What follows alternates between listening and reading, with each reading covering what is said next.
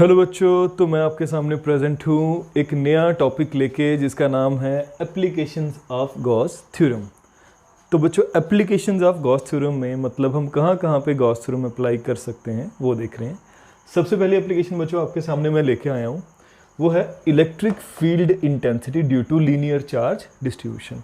मतलब क्या है बच्चों, एक लीनियर चार्ज डिस्ट्रीब्यूशन है। वो क्या होती है बच्चों, आपको ऑलरेडी बता चुका हूँ बच्चों। लीनियर चार्ज डिस्ट्रीब्यूशन का मतलब क्या कि अगर चार्ज एक लाइन पे क्या हो, एक लाइन पे अगर चार्ज डिस्ट्रीब्यूटेड हो, जैसा कि आपको दिख रहा है यूनिफॉर्मली डिस्ट्रीब्यूटेड हो, we call it linear charge distribution. ठीक है। और लीनियर चार्ज डिस्ट्रीब्यूशन को बच्चों हम किससे रिप्रेजेंट करते हैं, याद रखिएगा। Linear charge distribution is represented by linear charge density, जिसको कि मैं यहाँ पे क्या लिख रहा हूँ, लैम्डा लिख रहा हूँ। क्या होती है बच्चों ये लीनियर चार्ज डेंसिटी, अगर हम बात करें तो ये बच्चों होता है कि एक यूनिट लेंथ पे कितना चार्ज है। ठीक है। What is linear charge density, charge per unit length.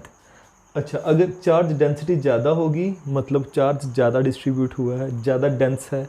Charge distribution ना, डेंसिटी कम मतलब क्या, डिस्ट्रीब्यूशन ऑफ चार्ज थोड़ी मतलब स्पेस ज़्यादा है इनमें। ठीक है। तो बच्चों ऐसा कुछ है। तो ये आपके सामने एक आगे लीनियर चार्ज डिस्ट्रीब्यूशन लैम्डा के साथ इसको हम इसकी डेंसिटी को डिनोट कर रहे हैं। ठीक। अब मुझे क्या करना है बच्चों, मुझे इसकी वजह से किसी एक पॉइंट पे, मैं कोई एक पॉइंट ले लेता हूँ बच्चों। यहाँ पे लेट इट बी कि ये मैंने एक पॉइंट लिया जो यहाँ से कुछ दूरी पे होगा। यहाँ पे बच्चों मुझे क्या चाहिए, यहाँ पे मुझे चाहिए इलेक्ट्रिक फील्ड इंटेंसिटी। बच्चों अगर मुझे यहाँ पे इलेक्ट्रिक फील्ड इंटेंसिटी चाहिए तो क्या यूज़ करना है, गॉस थ्योरम। तो गॉस थ्योरम क्या कहती है, सबसे पहले मैं आपको बता दूँ बच्चों। गॉस थ्योरम कहती है कि जो इलेक्ट्रिक फ्लक्स होता है, यानी कि surface integration of electric field over a close surface जो होगा वो क्या होगा, charge upon epsilon not. Charge बच्चों यहाँ पे क्या होता है, आप बोलोगे सर ये चार्ज है जो चार्ज एनक्लोज्ड है। कौन सा चार्ज, एनक्लोज्ड चार्ज। तो भाई अब इसने कितना चार्ज, किसने चार्ज एनक्लोज किया होगा, क्लोज्ड सरफेस ने। तो बच्चों अगर हमें गॉस थ्योरम अप्लाई करनी है तो एज पर the statement of Gauss theorem कि एक क्लोज सरफेस जो चार्ज एनक्लोज करेगा उसकी वजह से जो फ्लक्स, मतलब मुझे यहाँ पे एक क्लोज सरफेस चाहिए। तो बच्चों अब मुझे क्या करना है, मुझे क्लोज सरफेस लेना है बच्चों। इस लीनियर चार्ज डिस्ट्रीब्यूशन से आर डिस्टेंस दूर अगर मुझे यहाँ पे इलेक्ट्रिक फील्ड इंटेंसिटी चाहिए तो बच्चों मैं क्या करूँगा, यहाँ से निकलता हुआ एक क्लोज सरफेस लूँगा। जैसे बच्चों अगर ये लीनियर चार्ज डिस्ट्रीब्यूशन है, इस पे चार्ज है, तो इससे कुछ दूरी पे मान लो यहाँ पे मुझे क्या चाहिए, इलेक्ट्रिक फील्ड इंटेंसिटी चाहिए। तो गॉस थ्योरम का पहला स्टेप आप याद रखिएगा, हमें वहाँ से निकलता हुआ क्या लेना है, हमें वहाँ से निकलता हुआ बच्चों लेना है एक क्लोज्ड सरफेस। तो बच्चों यहाँ से निकलता हुआ एक क्लोज सरफेस क्या होगा, जो उसको हर एक तरफ से घेर ले। आप बोलोगे सर वो तो एक सिलेंडर होगा। तो बच्चों हमें सिलेंडर लेना पड़ेगा, मतलब हमें क्लोज सरफेस लेना है in the form of cylinder. इसको बच्चों हम गॉसियन सरफेस भी कहते हैं, क्योंकि अब इसी के ऊपर हमने क्या लगानी है, गॉस थ्योरम यूज़ करनी है। तो भाई यहाँ से निकलता हुआ क्लोज सरफेस मैंने लिया। ठीक है बच्चों, वो क्लोज सरफेस आ गया इन द फॉर्म ऑफ, किसकी फॉर्म में आ गया बच्चों, close surface in the form of cylinder. अब बच्चों आपको सिलेंडर तो दिख ही रहा है, सिलेंडर का रेडियस कितना है r, और बच्चों उसकी कुछ लेंथ ले ली है l। अब आपके दिमाग में आएगा सर देखो ये तो पूरा का पूरा चार्ज एनक्लोज हुआ ही नहीं है, चार्ज थोड़ा बाहर है। हाँ बच्चों, मैटर नहीं करता कि चार्ज कितना एनक्लोज हुआ है, बस चार्ज एनक्लोज होना चाहिए। आपको एक ऐसा सरफेस लेना है जिस पे जो क्या करे, जो किसी एक चार्ज को बच्चों एनक्लोज कर ले। क्लियर है। तो ये बच्चों मैंने ऐसा कर दिया। तो बच्चों we draw a Gaussian surface. हर एक क्वेश्चन में आप एक पहला स्टेप सेम देखोगे, गॉसियन सरफेस आप लोगे, बट यहाँ पे वो किसकी फॉर्म में था, in the form of cylinder of radius r and length l। Is that clear, okay. अच्छा बच्चों ये ले लिया मैंने। अब गॉस थ्योरम जो कहती है, गॉस थ्योरम तो ये कहती है, बट क्यों यहाँ पे क्या है, क्यों बच्चों वो है जो इस सरफेस ने चार्ज को क्या किया था, एनक्लोज्ड किया था। अच्छा अब चार्ज कितना एनक्लोज हुआ होगा, अब इस सिलेंडर ने, अब सिलेंडर की लेंथ अगर l है तो उसमें कितनी लेंथ आई होगी, लीनियर चार्ज डिस्ट्रीब्यूशन जो है इसकी कितनी लेंथ इस सरफेस में आई होगी, एनक्लोज हुई होगी। आप बोलोगे सर यहाँ पे लेंथ आई है l। अच्छा एक यूनिट लेंथ पे, यानी कि 1 सेंटीमीटर पे कितना चार्ज है मुझे बताना। आप बोलोगे सर 1 सेंटीमीटर पे चार्ज है लैम्डा। कितना चार्ज है बच्चों, 1 सेंटीमीटर पे, आप बोलोगे सर लैम्डा, क्योंकि ये तो मैंने दिया लीनियर चार्ज डेंसिटी। तो भाई 1 सेंटीमीटर पे लैम्डा है, तो L सेंटीमीटर पे कितना होगा? आप बोलोगे सर सिंपल सी बात है, 1 सेंटीमीटर पे लैम्डा, 2 सेंटीमीटर में लैम्डा इंटू 2, 3 सेंटीमीटर में लैम्डा इंटू 3, तो भाई L सेंटीमीटर पे कितना होगा? Lambda into L। तो यहाँ पे जो चार्ज एनक्लोज्ड है बच्चों क्या होगा? Lambda into L। Is that clear बच्चों? यूज़ किया मैंने यहाँ पे, तो ये क्या आ गया? E dot D S charge किएगा आ गया lambda into L upon epsilon naught. यहाँ तक आपको क्लियर है? अच्छा बच्चों अब मेरा समझना, अब ये क्लोज सरफेस था ना बच्चों, अब ये सरफेस क्लोज किस से हुआ है बच्चों? ये हुआ है सिलेंडर का एक टॉप सरफेस से। जैसे अगर इसे आप देखो, इसका टॉप सरफेस, इसका एक बॉटम सरफेस और इसका एक कर्व्ड सरफेस। तो बच्चों मैंने क्या किया, इसको 3 हिस्सों में डिवाइड कर दिया। टॉप सरफेस को मैंने फर्स्ट कहा, क्लियर। कर्व्ड सरफेस ये जो है, कर्व्ड सरफेस को बच्चों मैंने नाम दिया सेकंड, और ये जो थर्ड सरफेस बच्चों नीचे वाला दिख रहा है, मैंने इसको नाम दिया सरफेस थर्ड। क्लियर है बच्चों?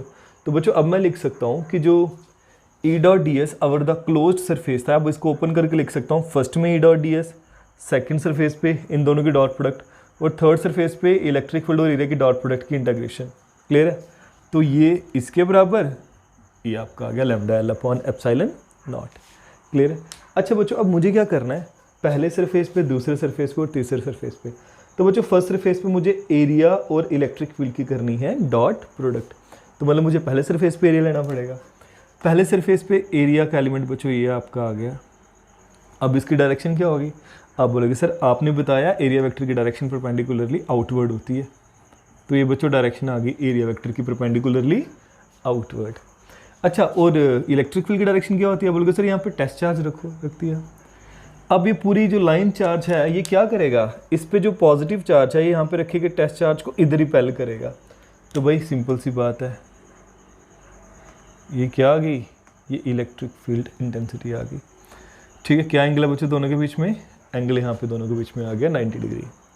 अच्छा बच्चों दूसरा सरफेस ये था आपका, इस पे आप कहीं पे भी ले सकते हैं, पूरा का पूरा कर्व्ड सरफेस है बच्चों, आप कहीं पे भी तीसरा सरफेस ले सकते हैं। तो बच्चों मैंने यहाँ पे दूसरे सरफेस पे एक छोटा सा एरिया एलिमेंट लिया, यही करना था।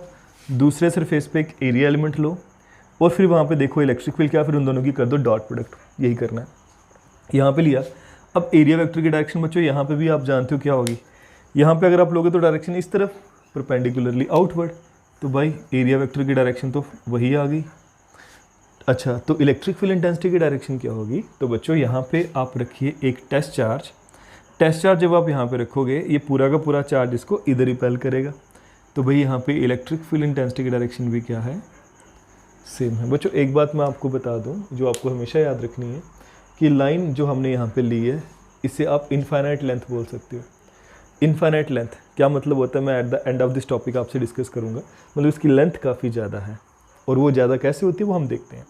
अच्छा तो बच्चों यहाँ पे आपने देखा क्या हुआ, सामने आपके दोनों के बीच में एंगल 0। थर्ड बच्चों इस सरफेस पे आपने एरिया ले लिया। अब एरिया वेक्टर की डायरेक्शन परपेंडिकुलरली आउटवर्ड, यहाँ पे रखो टेस्ट चार्ज। भाई इस टेस्ट चार्ज को मुझे बताओ क्या करेगी ये लाइन? आप बोलोगे सर इधर रिपेल कर देगी। बिल्कुल सही है बच्चों, ये लाइन इसको इधर रिपेल करेगी, ठीक करेगी। यहाँ पे रखेगी टेस्ट चार्ज को, यहाँ पे भी एंगल कितना आ गया 90 डिग्री। तो बच्चों पहले सरफेस पे एंगल 90, दूसरे सरफेस पे एंगल 0, दोनों में सेम डायरेक्शन है, दोनों की सेम डायरेक्शन। और तीसरे सरफेस पे एंगल कितना फिर से बच्चों 90। तो पहले में 90, थर्ड में 90, दूसरे पे क्या बच्चों 0, किसके बराबर? Lambda L upon epsilon not. Cos 90 0, cos 90 0 बच्चों, कॉस 0 1 होता है, तो यहाँ पे EDS आ गया इसके बराबर। ठीक है, अब देख सकते हो। तो भाई अब ये lambda L upon epsilon not. अब सेकंड सरफेस पे E कांस्टेंट है। कैसे कांस्टेंट है बच्चों? देखो इस लीनियर चार्ज डिस्ट्रीब्यूशन से वो यहाँ पे पॉइंट लीजिए, यहाँ पे लीजिए, यहाँ पे लीजिए या बाहर, तो बच्चों R डिस्टेंस दूर आपको पता है ये सेम होगा, सिमेट्रिकल है। तो ये कांस्टेंट होने की वजह से तो बच्चों ये बाहर आ गया। याद रखिएगा बच्चों गॉसियन सरफेस पे इलेक्ट्रिक फील्ड हमेशा क्या रहती है? कांस्टेंट रहती है। तो भाई बाहर आ गई। तो भाई जो DS था यानी कि एक छोटा सा एरिया था, अब जितने छोटे छोटे एरिया हैं दूसरे सरफेस पे उनको आप इंटीग्रेट कर दीजिए, मतलब उनको आप ऐड कर दीजिए। तो बच्चों ये जो सरफेस है, इतने छोटे छोटे जितने भी सरफेस अगर कर्व्ड सरफेस पे में बन सकते हैं, अगर उनको मैं जोड़ दूं तो बच्चों मुझे पूरा का पूरा क्या मिल जाएगा? आप बोलोगे सर पूरा का पूरा आपको कर्व्ड सरफेस एरिया मिल जाएगा। बिल्कुल बच्चों, DS कर्व्ड सरफेस एरिया कितना है बच्चों? Curved surface area 2πRL। ठीक है, जानते हो ना curved surface area of cylinder 2πRL। तो ये 2πRL आ गया, किसके बराबर? Lambda L upon epsilon naught. LL cancels out, E आपको मिल गया बच्चों क्या? Lambda upon 2 pi epsilon naught R. तो बच्चों ये आपने सीखा कि अगर आपके पास लीनियर चार्ज डिस्ट्रीब्यूशन है तो उससे r डिस्टेंस दूर इलेक्ट्रिक फील्ड इंटेंसिटी किसी एक पॉइंट पे क्या होगी, तो बच्चों वो क्या होगी, lambda upon 2 pi epsilon naught R. बच्चों ये एक्सप्रेशन बिना गॉस थ्योरम के भी निकल जाता है, उसके लिए हमें कैलकुलस बड़ा यूज़ करना पड़ता है। कैलकुलस मतलब इंटीग्रेशन डिफरेंशिएशन काफ़ी यूज़ करना पड़ता है, निकल जाता है। बट गॉस थ्योरम ने बच्चों ये हमारा काम देखो कितना आसान कर दिया, आपके सामने है। ओके, तो बच्चों ये रहा आपकी सेकंड एप्लीकेशन गॉस थ्योरम की। क्या है application? Electric field intensity due to infinite plane sheet of charge, या इसको आप सरफेस चार्ज डिस्ट्रीब्यूशन भी बोल सकते हैं। तो बच्चों ये आपके सामने एक सरफेस है, मान लीजिए जैसे एक सरफेस है, इस पूरे सरफेस पे चार्ज डिस्ट्रीब्यूटेड है। ऐसे बच्चों ये कोई सरफेस ऐसे आपको दिख रहा होगा, बट बेसिकली ये इस प्रकार है।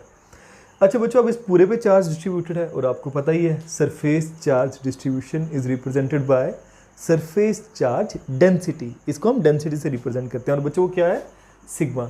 यानी कि इसके यूनिट एरिया पे कितना चार्ज है, सिग्मा। लिख दिया बच्चों यहाँ पे, चार्ज पर यूनिट एरिया को हम क्या कहते हैं, सिग्मा। मतलब इस पूरी शीट के एक यूनिट एरिया पे कितना चार्ज है वो सिग्मा है। आई थिंक आपको इतना पता चल गया। अच्छा, अब इसकी वजह से बच्चों मुझे कुछ दूरी पे यहाँ से मान लीजिए मुझे यहाँ पे इस पॉइंट पे क्या चाहिए बच्चों, मुझे इस पॉइंट पे चाहिए इलेक्ट्रिक फील्ड इंटेंसिटी। तो बच्चों मुझे फिर से क्या करना पड़ेगा, यहाँ से निकलता हुआ एक क्लोज्ड सरफेस लेना पड़ेगा। बच्चों अब क्लोज सरफेस याद रखना, जरूरी नहीं है कि हमें पूरा का पूरा इसको क्लोज करना है, जितना पोर्शन क्लोज होता है काफ़ी है। तो इसके लिए अब मुझे बच्चों कोई एक क्लोज सरफेस लेना पड़ेगा। इस बार बच्चों क्लोज सरफेस मैं पैरेललोपिपेड भी ले सकता हूँ, मैं सिलेंडर फिर से ले सकता हूँ। तो बच्चों बड़े सारे ऑप्शन है जिससे मैं ये कर सकता हूँ। तो बच्चों मैं फिर से वही लूँगा जो मैंने पहले लिया था। तो बच्चों मैंने फिर से एक क्लोज सरफेस लिया in the form of cylinder. किसकी फॉर्म में है बच्चों, ये close surface in the form of cylinder है बच्चों। अब बच्चों जो मैंने लिया है इन दी फॉर्म ऑफ सिलेंडर, मान लो यहाँ से मुझे एक्स डिस्टेंस दूरी पे चाहिए था, तो यहाँ से वो एक्स डिस्टेंस दूर होगा। और बच्चों आपको पता ही है ये किस में से निकलेगा, ये इस सरफेस में से इसके पीछे से बाहर आ जाएगा। ऐसा बच्चों मैंने एक क्लोज सरफेस लिया। तो यहाँ पे बच्चों इसका कुछ एरिया तो इसने अपने उसमें कवर किया ही होगा, है ना। कुछ एरिया अगर आप ध्यान दें तो कुछ एरिया कैसे, मतलब ये वाला जो बच्चों आपको एरिया नज़र आ रहा है ना, इस एरिया पे जितना भी चार्ज है वो सारा इस सिलेंडर में आ चुका है। तो बच्चों मैंने क्या किया, अब यहाँ से अगर आगे एक्स है तो बच्चों यहाँ से पीछे भी कितना है, मैं मान लेता हूँ बच्चों कितना है, एक्स है। और बच्चों इसका कोई एरिया ऑफ क्रॉस सेक्शन होगा, मैं मान लेता हूँ इसका एरिया ऑफ क्रॉस सेक्शन है एस। तो बच्चों क्या माना हमने यहाँ पे, क्या लिया, we consider a Gaussian surface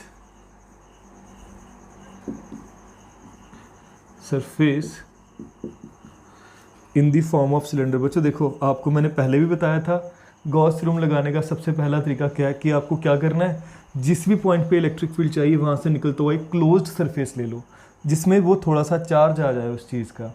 तो बच्चों मैंने लिया इस बार फिर से Gaussian surface in the form of cylinder of length. बच्चों इस बार मैंने कितनी लिया लेंथ, मुझे बताना, लेंथ 2x, x आगे x पीछे। और बच्चों एरिया कितना है, मान लेते हैं बच्चों एरिया ऑफ क्रॉस सेक्शन, जब बच्चों इसे आप एंड कैप्स भी कह सकते हो, जैसे ये है ना बच्चों मार्कर, ये एंड और ये एंड। तो बच्चों मैं लिख रहा हूँ एरिया ऑफ एंड कैप्स कितना है, एंड कैप्स टोटल एरिया ही मैंने क्या मान लिया, एंड कैप्स का एस, इसका भी एस और इसका भी एस। क्लियर है बच्चों, यहाँ पे बच्चों मैंने बात की है इसका भी एस। ये थोड़ा बच्चों मैं ऐसे कर रहा हूँ ताकि आपको बाद में परेशानी ना हो। अच्छा जी, अब बच्चों जब मैंने ये ले लिया, अब क्या कहती है आपकी गॉस थ्योरम बच्चों, अकॉर्डिंग टू गॉस थ्योरम, क्योंकि हम एप्लीकेशंस ऑफ गॉस थ्योरम पढ़ रहे हैं तो गॉस थ्योरम को लगाना तो लाजमी है। तो गॉस थ्योरम क्या कहती है कि भाई ई dot D S dot product की जब मैं इंटीग्रेशन करूँगा ओवर द क्लोज सरफेस किसके बराबर, charge upon epsilon not. But बच्चों यहाँ पे क्यू कितना है, कितना चार्ज एनक्लोज हुआ है, ये आप जानते हो चार्ज एनक्लोज्ड है। अच्छा, इस पूरी शीट का कितना चार्ज इस सिलेंडर में आया है वो कितना होगा। अगर इसका एरिया ए है तो बच्चों इसने इतनी शीट का ए एरिया ले लिया होगा, है ना। बट इसका एरिया क्या था, एस है, तो इसका एरिया एस, तो इस शीट का भी कितना एरिया लिया इसने, एस, ये वाला एरिया एस। अच्छा बच्चों इसके यूनिट सरफेस पे कितना चार्ज था, मतलब यूनिट एरिया पे कितना चार्ज था, सिग्मा। तो एस एरिया पे कितना होगा, आप बोलोगे सर सिग्मा एस, क्या होगा सिग्मा एस। देयरफॉर बच्चों आपका ये कितना आ गया, ई डॉट डी एस कितना आया, sigma S upon epsilon not. एक बार फिर से बच्चों सिग्मा एस के बारे में बता दूं, सिग्मा बच्चों सरफेस चार्ज डेंसिटी है, यानी कि यूनिट एरिया का कितना चार्ज है सिग्मा। इस पूरे सरफेस पे एक यूनिट एरिया ले लूँ, 1 सेंटीमीटर स्क्वायर ले लूँ मान लीजिए, तो उस पर उसका चार्ज सिग्मा है। तो एस सेंटीमीटर स्क्वायर का कितना चार्ज, इसमें कितना चार्ज आया होगा इस सिलेंडर में, सिग्मा एस। तो बच्चों आपके सामने अगेन बच्चों इसको मैं 3 हिस्सों में तोड़ सकता हूँ, बिल्कुल बच्चों। मैं मान लेता हूँ बच्चों ये फर्स्ट सरफेस था, ये बच्चों कर्व्ड सरफेस मान लेता हूँ, एक एंड कैप ये फर्स्ट सरफेस, ये पूरा कर्व्ड सरफेस, और बच्चों इस पूरे को मैं मान लेता हूँ कि ये कौन सा सरफेस था, थर्ड सरफेस। तो अगेन बच्चों वी डिवाइड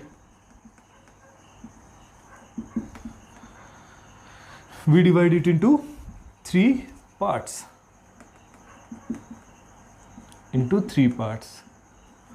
बच्चों इसको हम 3 हिस्सों में डिवाइड कर रहे हैं। तो बच्चों इसको मैं ओपन करके कैसे लिखूंगा, फर्स्ट में ई डॉट डी एस, ये बच्चों बिल्कुल पहले वाला आ गया, सेकंड में ई dot D S plus third में किसके बराबर, sigma S upon epsilon not. अच्छा बच्चों अब मुझे ई dot D S electric field और एरिया वेक्टर की डॉट प्रोडक्ट लेनी है पहले सरफेस पे। अच्छा तो ये पहला सरफेस है, छोटा सा एरिया बच्चों ये ले लिया मैंने। तो एरिया वेक्टर की डायरेक्शन तो बच्चों आपको पता है परपेंडिकुलर होती है, परपेंडिकुलरली आउटवर्ड। और बच्चों यहीं पे अब मुझे क्या देखना है, इलेक्ट्रिक फील्ड इंटेंसिटी की डायरेक्शन।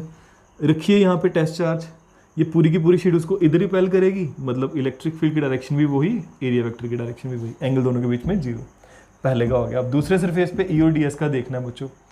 दूसरा सरफेस ये पूरा कर्व्ड सरफेस है, तो आप कहीं पे भी बच्चों ले सकते हो, जैसे इस मार्कर का कर्व्ड सरफेस है, आप कहीं पे भी एलिमेंट ले सकते हो, एरिया एलिमेंट। चलो बच्चों मैं यहाँ पे लेता हूँ, लिया इस कर्व्ड सरफेस पे छोटा सा एलिमेंट, एरिया वेक्टर की डायरेक्शन हमेशा परपेंडिकुलरली आउटवर्ड बच्चों, बाहर की तरफ। अब यहाँ पे इलेक्ट्रिक फील्ड की डायरेक्शन, टेस्ट चार्ज यहाँ पे रखो, पूरी की पूरी शीट इसको इधर रिपेल करेगी, तो बच्चों ये डायरेक्शन आ गई इलेक्ट्रिक फील्ड की। दोनों के बीच में एंगल बच्चों आपके सामने है कितना, 90 डिग्री। अब थर्ड सरफेस बच्चों, ये रहा आपका थर्ड सरफेस। अब बच्चों थर्ड सरफेस पे आपको ऐसा करना है, थर्ड सरफेस कहाँ पे है, दूसरी एंड कैप लीजिए, यहाँ पे एक छोटा सा एलिमेंट। अब इस एलिमेंट की डायरेक्शन भी परपेंडिकुलरली आउटवर्ड। अब यहाँ पे अगर मैं टेस्ट चार्ज रखूँगी, पूरी की पूरी शीट इसको इधर रिपेल करेगी, पॉजिटिव चार्ज है ना, ये पॉजिटिवली चार्ज शीट इसको इधर रिपेल करेगी। तो बच्चों दोनों के बीच का एंगल आपके सामने है, क्या एंगल है, 0। तो 2 के केस में 0, फर्स्ट और थर्ड में 0, और सेकंड में बच्चों क्या है 90 डिग्री। तो इसको फटाफट लिख लेते हैं बच्चों, ये फर्स्ट में क्या आएगा E D S cos of 0, दूसरे में बच्चों E D S cos of 90, और तीसरे में बच्चों अगर हम बात करें तो E D S cos of 0। Third surface किसके बराबर बच्चों है, sigma S upon epsilon not. अब बच्चों कॉस 0 1, ये कितना आ गया ई डी एस, कॉस 90 0, लिखो ही ना, चलो लिख लेते हैं यार, कॉस 0 1, ये कितना आया ई डी एस, किसके बराबर बच्चों, sigma S upon epsilon not. Is that clear, okay. अच्छा बच्चों अब बात करते हैं हम इसके आगे बच्चों मैं यहाँ पे कर रहा हूँ। अब यहाँ पे बच्चों फर्स्ट सरफेस पे भी ई कांस्टेंट, ई बाहर, डी एस रह गया। थर्ड पे भी बच्चों आपको पता है ई बाहर क्योंकि कांस्टेंट था, डी एस यहाँ पे रह गया, sigma S upon epsilon not. आप चेक कर सकते हो बच्चों यहाँ पे। अच्छा इस सरफेस पे भी इलेक्ट्रिक फील्ड हर जगह सेम होगी, इस सरफेस पे भी इलेक्ट्रिक फील्ड हर जगह सेम होगी। अच्छा तो बच्चों ई जब बाहर आ गया, अब डी एस की इंटीग्रेशन, मतलब फर्स्ट सरफेस पे अगर एक छोटे से एलिमेंट, जितने छोटे छोटे एलिमेंट अगर मैं जोड़ दूँ तो बच्चों मुझे पूरा ये वाला एंड कैप पूरे का पूरा एरिया नहीं मिल जाएगा। अच्छा इसका पूरा का पूरा एरिया कितना है, क्या कहा था मैंने, and area of and cap S. तो भाई डी एस की इंटीग्रेशन इस बार क्या लिखूंगा, एस। दूसरा भी बच्चों क्या है, दूसरे की बात करें, यहाँ पे एक छोटा सा एरिया था, सारे छोटे छोटे एरिया एंड कैप पे अगर मैं इंटीग्रेट कर दूँ, जोड़ दूँ, तो मुझे पूरा का पूरा एरिया मिल जाएगा एंड कैप का, जो कि कितना है बच्चों, एस। तो यहाँ पे भी मैंने लिख दिया एस।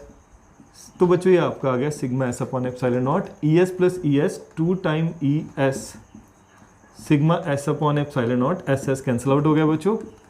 ई कितना है आपका, सिग्मा अपॉन 2 एप्सिलॉन नॉट। तो बच्चों ये आपने निकाली इलेक्ट्रिक फील्ड इंटेंसिटी इस infinitely plane sheet of charge, या इसको आप सरफेस चार्ज डिस्ट्रीब्यूशन भी कह सकते हो। कोई डाउट बच्चों? डायरेक्शन क्या होगी इस शीट के परपेंडिकुलर, इधर भी और इधर भी। Is that clear? अच्छा बच्चों, एक स्पेशल केस आपको बताना चाहूँगा। अगर आपको इतना सारा क्लियर है, आप जरा देखना है इसका स्पेशल केस क्या होगा। बच्चों अगर मान लें कि भाई ये जो शीट है ये थिन ना होती, ये थिक होती, ये थोड़ी मोटी होती, ये शीट क्या होती बच्चों? थोड़ी थिक होती। तो बच्चों फिर आप क्या करते हैं? तो चलो देखते हैं बच्चों, अगर शीट थिक होती, थिन ना होती, तो फिर आप क्या करते? तो थिन शीट की वजह से अगर एक ही शीट पे ये चार्ज है तो उसकी वजह से यहाँ पे electric field sigma upon 2 epsilon not. अगर थिक शीट होती तो मैं क्या करता? तो भाई पहले ले लेते हैं फिर हम बात करते हैं उसकी। तो बच्चों ये देखो स्पेशल केस।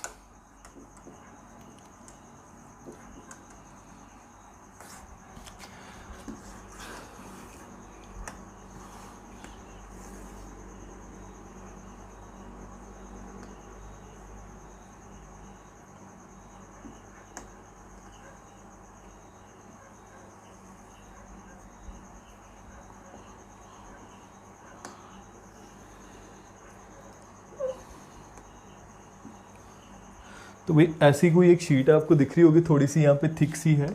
तो अगर ऐसी कोई एक थिक शीट होती, क्या होती? थिक शीट, मोटी शीट होती। और बच्चों फिर इसके दो सरफेस होते जिस पे चार्ज होता। अब इसके एक सामने वाला सरफेस ये वाला, इस पर भी चार्ज है। और बच्चों इसके पीछे वाला ठीक है ना, पतली है, तो उसके पीछे वाली शीट पे भी उतना ही चार्ज होगा। होगा कि नहीं होगा बच्चों? बिल्कुल होगा। इसके पीछे वाले ये जो दूसरा सरफेस आपको दिख रहा है इस पे भी उतना चार्ज होगा बच्चों, ये जो पीछे वाली सरफेस है। तो अगर ऐसा है बच्चों, अब किसी एक पॉइंट पे अगर मैं आपसे बोलूँ कि बताओ इलेक्ट्रिक फील्ड क्या है, तो बच्चों इस पहली वाली शीट की वजह से भी होगा। और इसके पीछे दूसरी लेयर है, इस लेयर पे भी बच्चों, इस पीछे वाली लेयर पे भी क्या है? उतना ही पॉजिटिव चार्ज है। तो बच्चों दो लेयर्स हो गई। अब दो की वजह से किसी एक पॉइंट पे इलेक्ट्रिक फील्ड इंटेंसिटी क्या होगी बच्चों? वो होगी एक की वजह से बच्चों सिग्मा अपॉन 2 एप्सिलॉन नॉट। दूसरे की वजह से भी बच्चों यहाँ पे क्या है? इसके पीछे वाली शीट जो है इस पे भी बच्चों चार्ज होगा ना, पीछे जो है सिग्मा अपॉन 2 एप्सिलॉन नॉट। दोनों को करोगे तो sigma upon 2 epsilon not, 2 cancel out हो गया। तो बच्चों अब जो इलेक्ट्रिक फील्ड होगी, अगर शीट थिक है तो sigma upon epsilon not. Is that clear बच्चों?